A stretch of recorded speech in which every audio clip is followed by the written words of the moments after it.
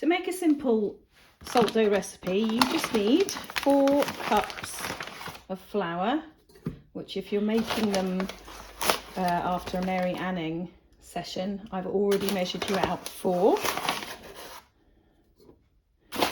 But if you're making some by yourself, you might want the recipe. So 4 cups of flour. I'm going to put a bit extra in because it won't be full.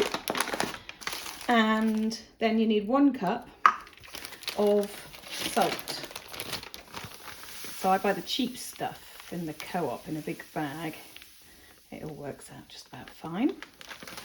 And then all you have to do is add 2 cups of water, which is about 400 millilitres.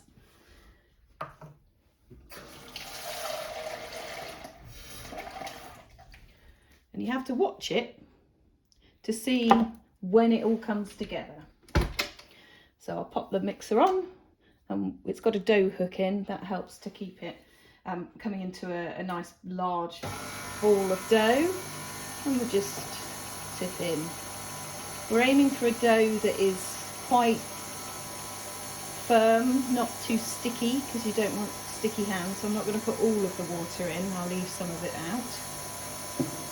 And it's quite gooey to begin with, but it'll stiffen up as it gets more in there, more flour in there.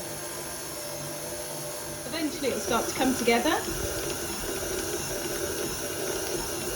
this stage I tend to take it out and knead it, work the last bits in by hand. When it comes out the mixer, you'll find it's a bit crumbly in places, so it's just a case of kneading that in until you get something that is fairly the same consistency throughout and doesn't crumble.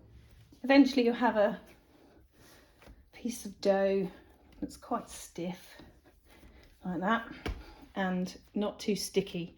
You don't want 30 kids with sticky hands in the classroom. And then you need to roll it into a little ball for each child.